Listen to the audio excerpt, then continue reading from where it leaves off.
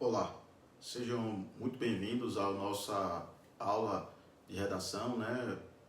Da primeira frase até a redação nota 10. Nessa aula de hoje nós vamos falar um pouco sobre a estrutura do texto dissertativo argumentativo. Nós explicamos que o texto dissertativo ele é dividido em duas partes: o texto dissertativo expositivo e o texto dissertativo argumentativo. Na maioria das bancas de concurso, elas cobram o texto dissertativo argumentativo, no qual você explica ou você defende uma tese, uma opinião. Vamos falar aqui nessa aula, você vai entender quais são as partes elementares do texto dissertativo argumentativo, que a gente geralmente escreve, produz na nossa redação, que é cobrado pelas bancas de concurso público. Nós vamos entender quais são as partes, qual a função delas e, de forma resumida, vamos entender qual as características dessas partes. Inicialmente, você tem que entender que é disponibilizado para o candidato geralmente uma quantidade de linhas para que ele possa escrever. A maioria dos concursos tem 30 linhas, o que faz com que a gente organize o nosso texto em 4 partes. 4 partes quais sejam a introdução, eu vou chamar aqui de D1 e D2, que seriam o desenvolvimento 1 e o desenvolvimento 2, e a conclusão. Isso a maioria dos estudantes do ensino médio já conhece. Então, na sua introdução, o próprio nome já diz, né? É o primeiro parágrafo. Vale aqui ressaltar que essa ideia de parágrafo, ela é muito importante a gente compreender. Antes da Idade Média, do período medieval, naquele período medievo, os textos não tinham a divisão que tem hoje, né? Então eles eram textos corridos. E por conta disso, os escribas, os leitores, passaram a dividi-los em partes. Daí vem a ideia dos parágrafos. Então, os parágrafos são formas de separar, né, de concatenar as ideias de um texto, que era longo, corrido, mas com isso surgiu uma outra necessidade, que era a de conectar um parágrafo com o outro. Então, no período medievo surge a ideia do parágrafo. Então, o que é o parágrafo? O parágrafo é um conjunto de orações, né? Dentro do parágrafo nós temos orações e temos frases. Essas frases a gente vai falar nas próximas aulas, a importância dessas frases e como nós desenvolvermos uma frase que estrutura todo o parágrafo. Então, basicamente, o parágrafo são blocos de orações ou blocos de frases que se juntam e formam uma ideia. É bom que fique bem claro, tome nota disso, que no parágrafo, cada parágrafo ele tem que ter uma ideia.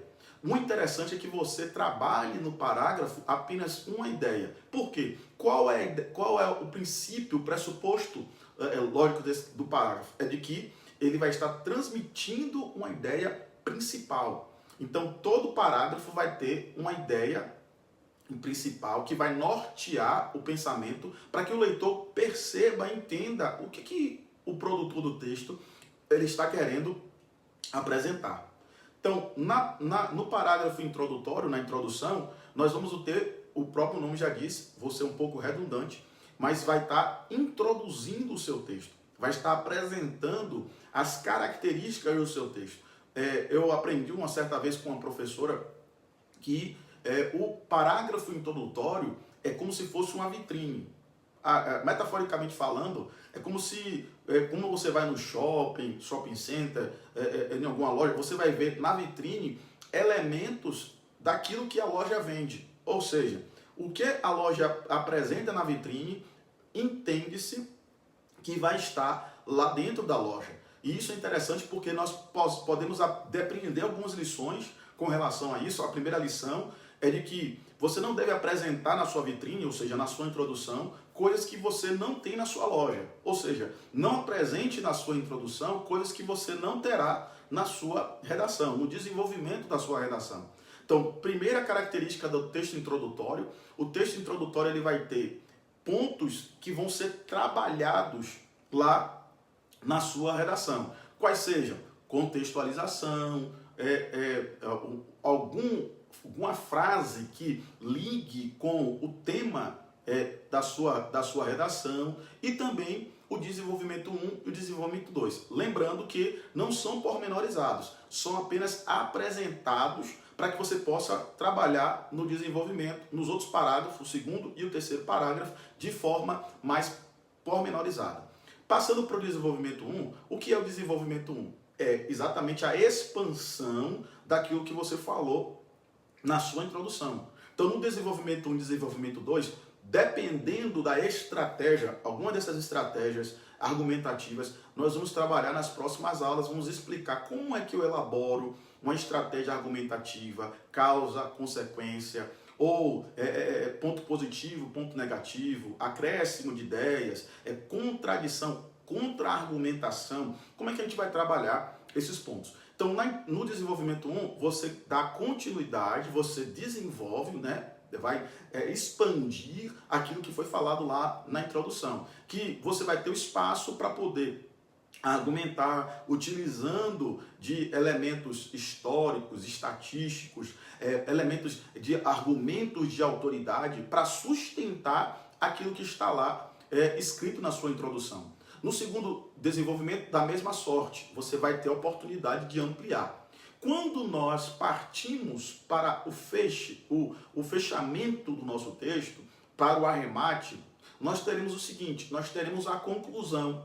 Na conclusão, algumas pessoas cometem um erro grasso, cometem um erro de, porque está concluindo o texto, achar que o texto, a parte conclusiva, ela é de menos importância, que não é. Na verdade, ela é a cereja do bolo. Por quê? Porque você falou na introdução o que você ia discutir, chega no desenvolvimento, você abrange, você dá exemplos, você cita, você argumenta, você sustenta aquilo que você está falando na introdução, e quando chega na conclusão, você agora faz o arremate.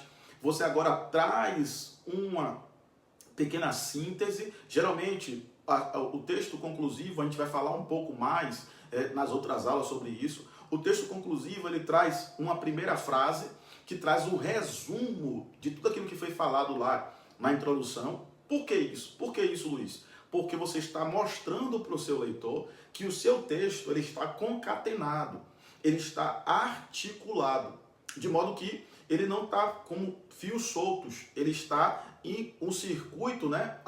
Interessante isso, porque a palavra no grego período significa circuito. Então as frases e os parágrafos precisam estar articulados, eles precisam estar interligados. Então na conclusão você vai fazer essa retomada e vai utilizar de alguns termos, a gente vai falar de alguns articuladores ou conectivos, a gente vai estar falando sobre eles lá em outras aulas, e falando sobre os conectivos que vão fazer o quê? Vai fazer essa junção entre a frase inicial, que faz essa síntese, você pode fazer um pequeno resumo ou uma paráfrase lá da introdução, e depois você vai apresentar as propostas de intervenção. O que seriam as propostas de intervenção? Tome nota disso aí. Todas as vezes que você apresenta um problema, você tem que apresentar uma solução, né? Diferente de muitos críticos por aí, em que só apresentam problemas, só elevam ou destacam problemas. Na sua redação você tem que apresentar não apenas os problemas, não apenas o que está orbitando no texto que você está discutindo, mas também propor soluções. E lá na conclusão é o espaço reservado para você propor essas intervenções. E aí você vai utilizar, dentro dessa proposta de intervenção, algumas perguntas, claro que você não vai escrevê-las, mas vai servir de norte para você escrever sua conclusão. Quais são as perguntas? Quem vai fazer isso? O que vai ser feito? Quando vai ser feito? E qual a finalidade disso ser feito?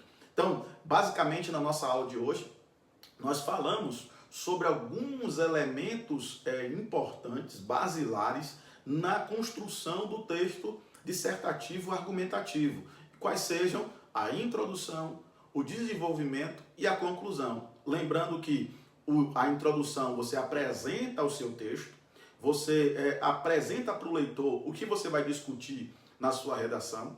O desenvolvimento é a expansão, né? É você explicar de forma pormenorizada, é como você defender aquilo que você apresentou na introdução. E por fim, nós temos a conclusão que você faz um arremate, faz um pequeno resumo e apresenta algumas intervenções propostas, para resolver. Isso é bom que se diga que tem que ser propostas execuíveis, propostas que podem ser aplicadas. Então, na próxima aula, nós vamos falar mais detidamente sobre alguns desses elementos. E muito obrigado pela atenção de vocês e pela participação. E até a próxima.